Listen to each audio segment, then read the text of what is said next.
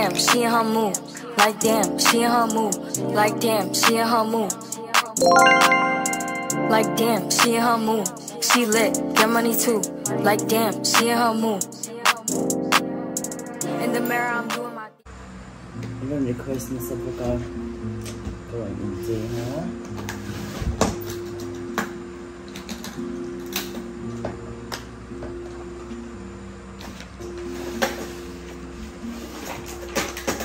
Product man now here actually go and say now.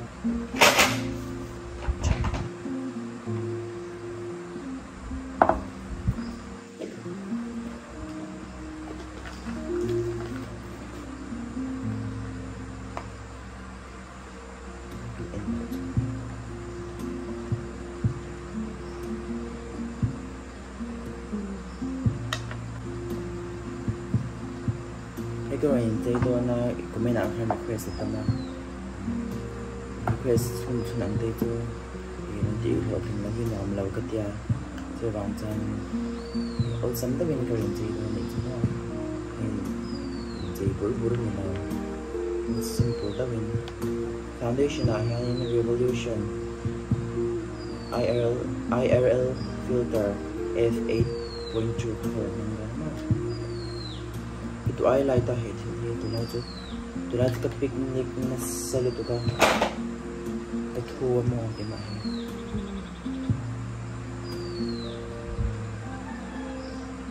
kuting kin thoi don ben gara kin thoi cha ni ka be chen kin hey natural da ba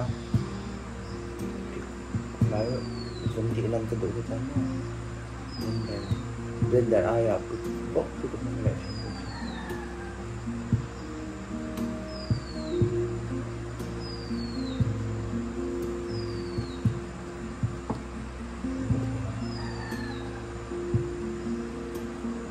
đó là tính là hay phone hay bé game tập phone tập không xí lâu ở bên em thủ khăn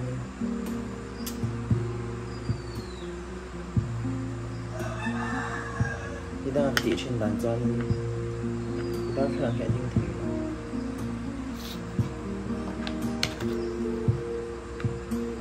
Đang đi trên bàn chân, còn loại là cái tiếp tục giờ ta thì những mà đi về tôi mau đi thang khó.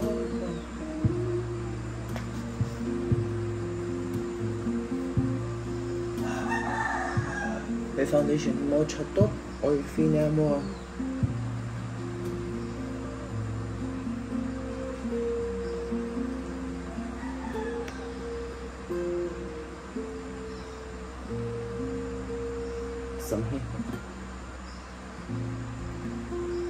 Cái được ứng dụng không? Ở trong trong thể là bằng chịu chịu thế có sự cái mà hiểu về dập dung về tóc mi hay trong rồi thấy tức là thế trong rừng vắt là một cái sự chọn là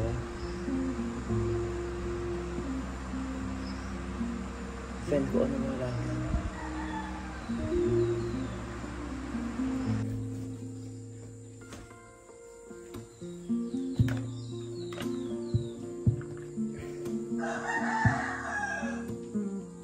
chẳng nói tới về lậu sen nó cái con foundation thì cần lâu dấu hết thì cái thỏa mỹ mình chân còn xí lại cảm ơn ai lâu ta thì cha ổn mấy bài hình gì ta một còn xí lại cảm ơn ai nữa là xíu thì anh muốn đi event làm thằng về tao uống cầu tôn choan cảm ơn chuyện này lén là cho nó hơi cần phải thì thua cái tia cần bị John powder cần sẽ tôi hết là mà makeup box cái đó powder mà hiếm một Maybelline Fit Me number hiếm một ngầu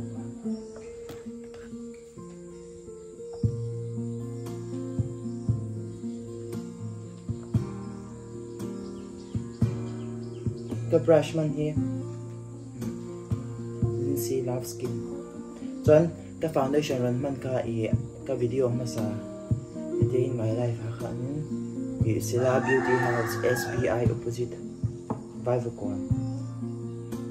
kung traffic point bul SBI opposite up nei tur ko ren imo mun dang ai han aklom azwar klom zok shi nei shem a chat na chin chu skin care le makeup bo shang tu na ka man lai ang chu kol vek ama dor ka le vek chin ni nya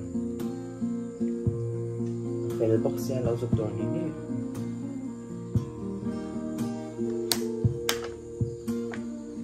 kan lo set zawa makeup itu Inchei volume yan alang tu thua zel ni chu ya se rei no han he bun chunga te lo ru tam ma sia ne nai te lo ma chuan e tu na ka powder na ka fit me 50 right cái cha thì lo sia ki sin tu ke mi cha he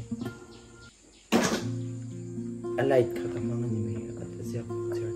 cái revolution of blusher hay asin no dan thì tốt cho cái thể xem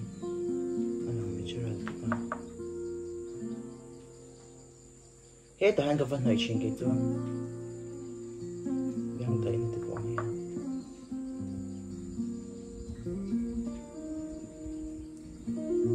she said mail đâu khăn nặng lệ sáng như lắm không she said mail đâu lần nó chụp blusher như nèฉันทำเรื่องกันไปเมลตกอีกแล้วนี่ครับนี่จานะแล้วรอเฟลนี่ไม่ก็ไปรอเฟลนี่มันก็ว่าอีฟล็อกค่ะหมดน้ำทอดแล้วฟิล์มจังยังมินเดีย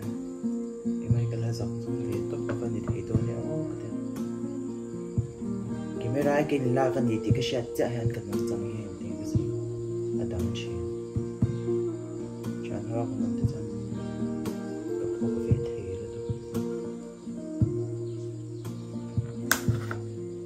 看我你破什么啊？咱们后来跟路多吗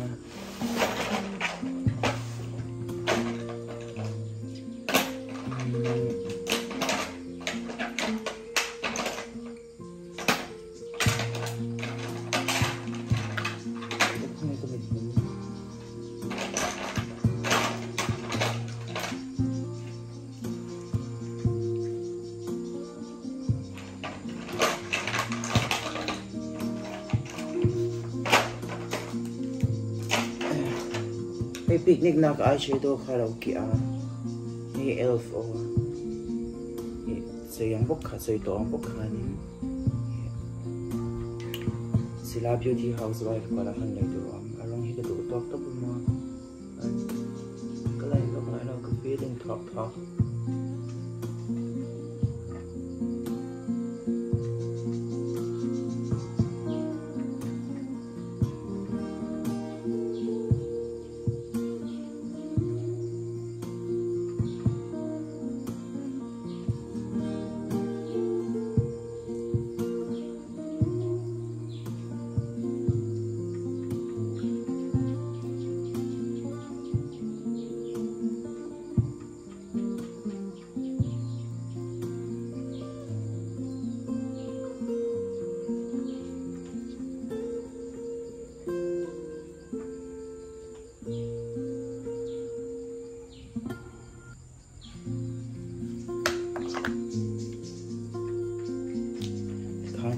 để làm bằng cái brush đều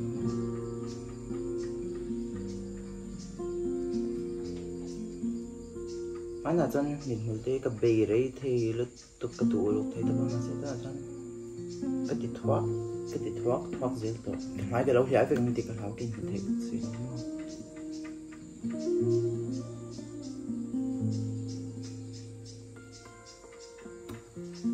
tuần viên ông này mình rốt chứ video hang cái人水多头那种 BTC 龙边比嘛那 BTC 的钱都拿去还我们的嘛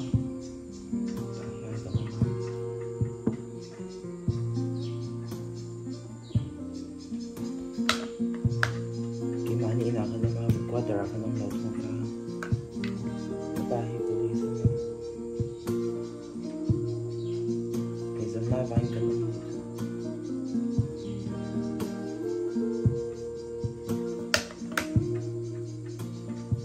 mani po in kum thiam he ngai to YouTube channel này nó sẽ thiam nó có cái thiam chứ cái thiam nó tập xí ra cái sợi ăn chắc hàng video cái là cái hàng của mình chẳng hề vô vậy gì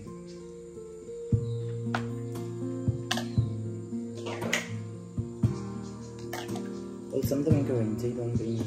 next time mà đâu mình gì chơi lại cái video mình theo mà mình chỉ hay simple đó mình mà hey morphia 35F hey mẹ khui cặp băng John ắt cả tập bên sửa lại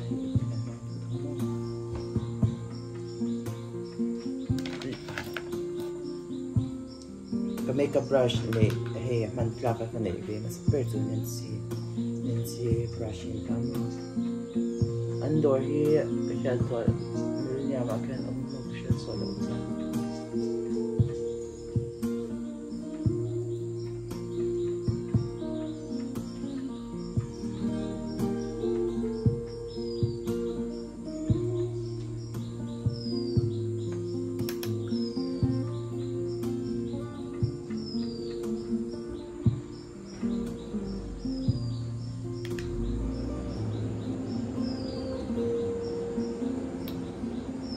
makeup kan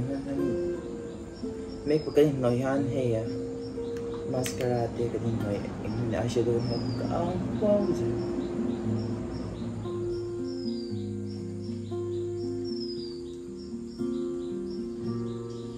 comment na han uto lipstick rong hi men sot na sa the pagi pangagal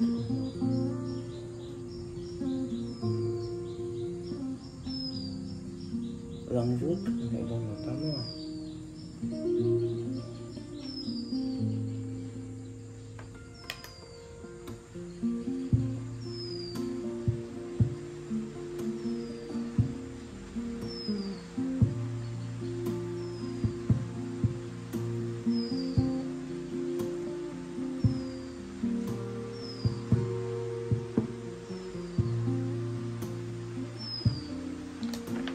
Chuan hei hian a dung thun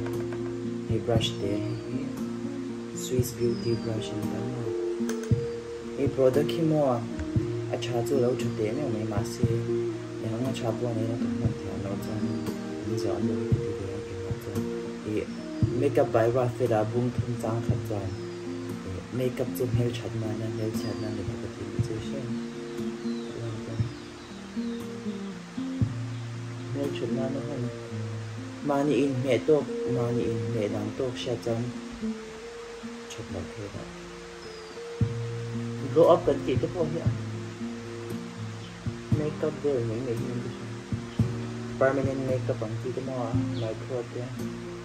combine box thì tụi này cho là thì có cái gì makeup các bạn thì chết rồi những cậu chủ mà hey, a difference in shit em. I should smoky eyes na to na ko lang dito. No. Simple to pin.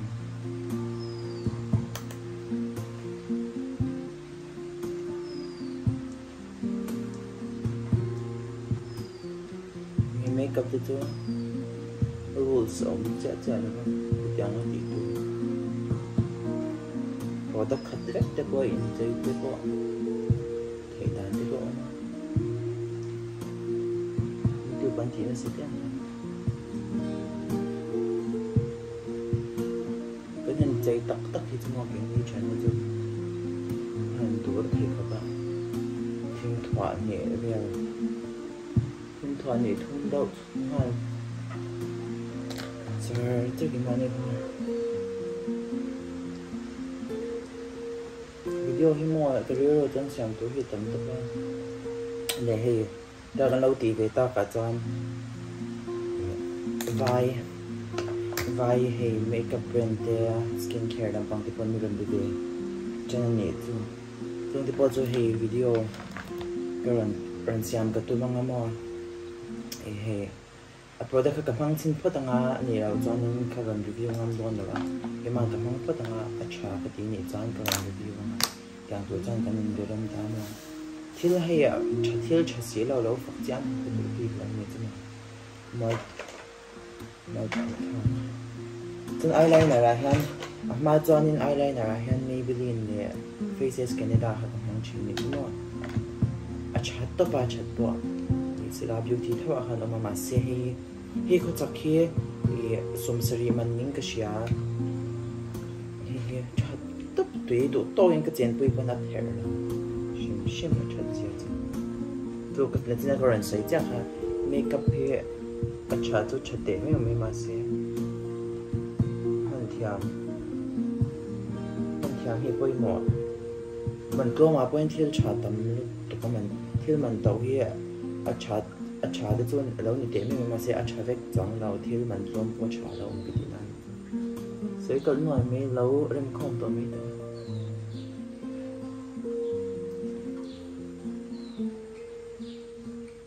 cái bị thêm mò eyeliner thì đủ tàn chết cái này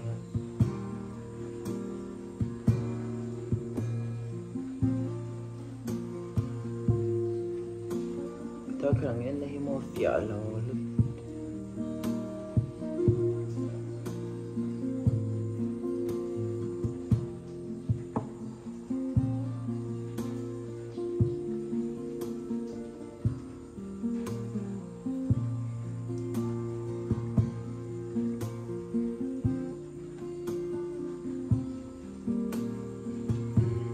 hay tiếng về là liền hàng cái đồ này chứ mà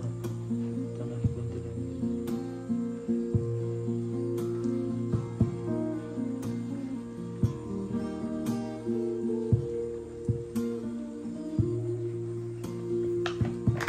thì hai lâu thì bắt sen nó là đi thật đó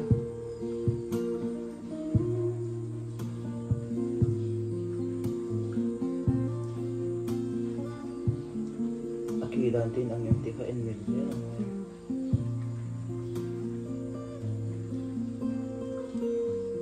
cho nên copy ama tan ama han super stay thì bộ là mong về trên ta mà nhạc han thì phải cái hai cái lâu thì đó ba xin thôi mấy cái han cái lâu thì ta với thun về cái lâu thì lâu mai ta thì phải hết đó ba cái này mới sẽ là what na nghĩ là ba filter trong tập này sẽ cho double cleanse han ta mà với abam le oil om ta oil khang ka phi china makeup hi phải cha đủ to mà cái trong khan hi makeup man vàng mai bul ti vel bul cái nhà lo mai phi phải chat kha lo mai to product man te lo chat thi chan mai te lo kai ri ta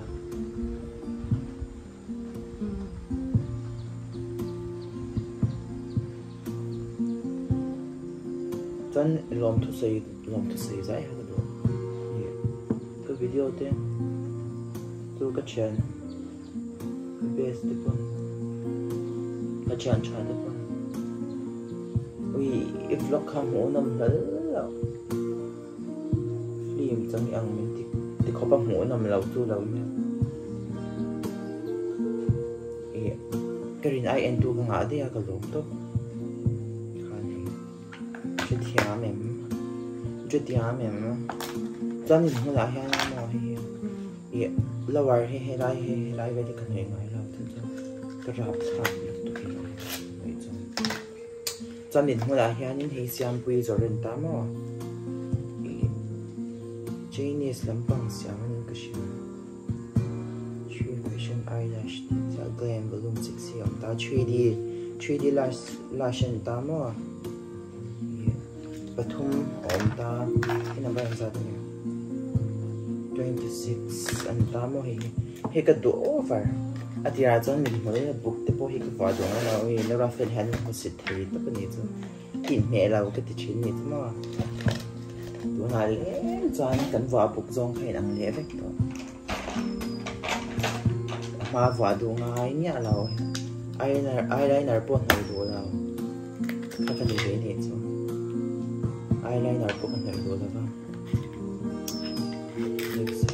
kín mẹ nào thì về cái mà anh thấy cũng hợp ông ngoài cái đó cái xóa đó next one cái xóa hay cái này thì cái everyday makeup look này tiếng charger cần viên kia thấy ta vàng hiện in current chart sau hiện dar seria cần viên trong ba sinh current chart và police ba sinh dar rục lệ chân về thì khai ra đã tăng này ta rục cả thế mình mỗi khi ngay thấy tôi vẫn nhớ chơi xem chẳng ngay phi lâu ngay hà nội lâu ngay thủng thủng khạc thuộc phần lâu ngay rằng là cái lâu in bọc bị big xí đâu vậy chẳng Inchei lâu ngay ta make up bài các bạn xí lâu Inchei xa vậy cái gì đâu ram high speed in Inchei trên này chúng ta hay chọn video tên gần là vậy là tên lâu mấy người ta Inchei đấy mấy mình thì đang ở phía trong cái răng thấy ra thật mà em nghĩ Inchei mình chỉ là mình chỉ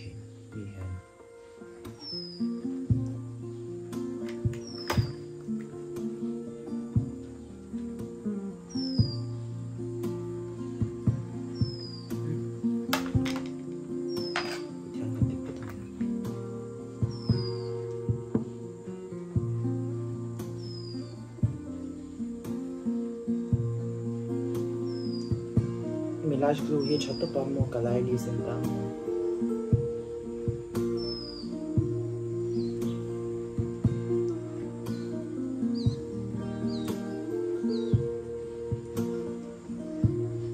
कफ़ तो ये पौधों तो किन के अत्यंत हुई थी नहीं थी शेम रापो दो भी ngắm thế man ये कर video run upload ना picnic na convene picnic spot Sunday ka vlog na kami tapuhan modem vine kasi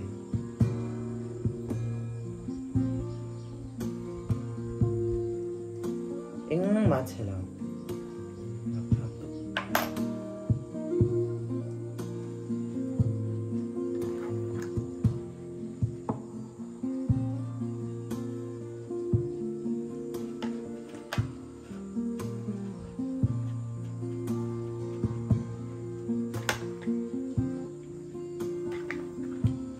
mình đâu về đâu nhưng ai chuyện đâu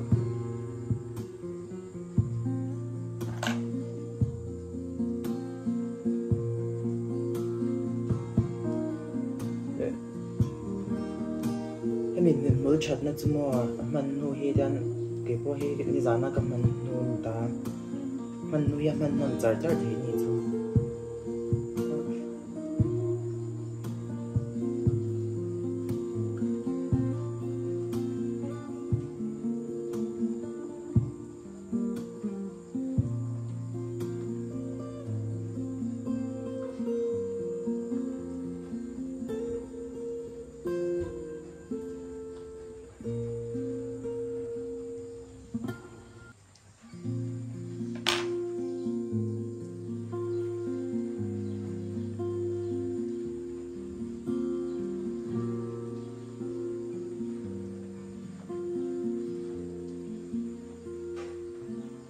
dầu ta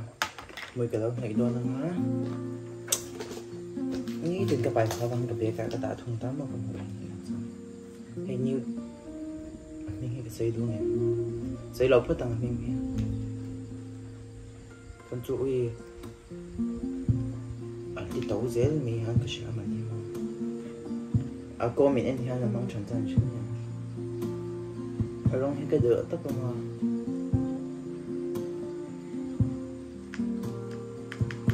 stock sahi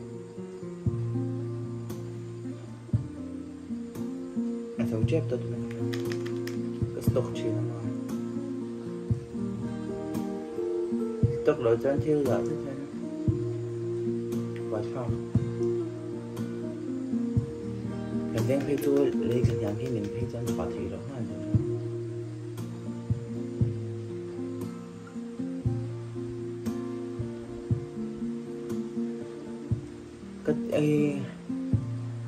cái thì lại là má là cái trang mùi là như thế là lâu giặc chuyện cái giặc thấy tao hề cái mùi đan cái ịp luôn đeo chuyện như thế đeo thì là cái ịp luôn chuyện như thế mùi ga xong mùi đan như bây giờ chuyện như thế thấy chuyện là cái lâu còn lại khá mà lâu giặc thấy tao tụi nào lẽ mình tôi em hồi làm khăn lâu tổng tổ lực tập xem và khó nó cần hồi lâu dài nó bắt rồi lôm nó thầm chung như thế lôm ngồi nó thầm chung như thế sắm hết cái bal gió nó là đây đâu sắm tới cần dry ngá cho nên final look tak tak cái makeup pin cho cái đầu đó cái sắm tới cái hình design quality này xem cho a final product không thì năng lượng cái video tên mình làm được sự chỉ là bằng những thứ đồ gì để nhưng mà khi cái giấy hơi lâu thì không lâu sau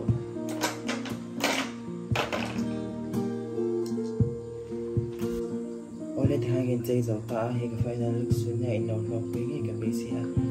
cái này thì đến giấy là cái gì đó không cái giờ sắm hi mua cái giờ sắm hi cái uya vàng cái giờ sắm nem cái này ta thì in lâu lấy về đồ cho nên Christia House of Beauty Christia Von House of Beauty giờ có ta khăn lấy đồ đó cái sắm hi anh mình lâu này vàng xong rồi đặt cái ta khởi đang làm lâu anh nha giờ sắm cái cho kinh chỉ lấy cái lâu vàng in giờ sắm nem hi cái này ta thì chúng ta hay hay mấy kiểu thế mấy khác hi ở trong cái topจะสำเร็จเลยดูแล้วแค่เรื่องรูปภาพกับจริงตัวปนิทุกโมเก็บเพจจะวางใจยังให้จังกายไปโดนขบเมย์กับวิดีโอเต็มเราเอ็นสักชีน่าอินไว้จังอาหารกับเรามาเราเอ็นสักเลเซนตัวเองก็ส่งบอกกันจานินอิน subscribe เราขาดต่ำโซ่ใครเนี่ยอินมีบางครั้งใครตะกินอินเรา subscribe สักเวลากับวิดีโอเต็มเราแชร์สักเลตัวใครนี่ก็รังเงินจนนี้เรามีไว้บายบายไปShe in her mood, like damn, she in her mood, like damn, she in her mood, like damn, she in her mood, she lit, get money too, like damn, she in her mood. In the mirror, I'm doing my dance. Ain't packing out nobody's pants. He a rapper, but don't got a chance. Stuck in my waist, so I'm loving my bands. Like 1 million views in a day. There's so many ways to get paid. I tried dipping, he begged me to stay. Babe, I'm not staying, I just wanna play. In the party, he just wanna rump. Big boobs in the bus, they plump. She a baddie, she knows she a 10. She a baddie with her baddie friend. They like ice, how you always stay hot. Oh, they mad cause I keep making bops. Oh, she mad cause I'm taking her spot. If I was bitches, I'd hate me a lot. Like damn, she in her mood. Like damn, she in her mood. Like damn, she in her mood.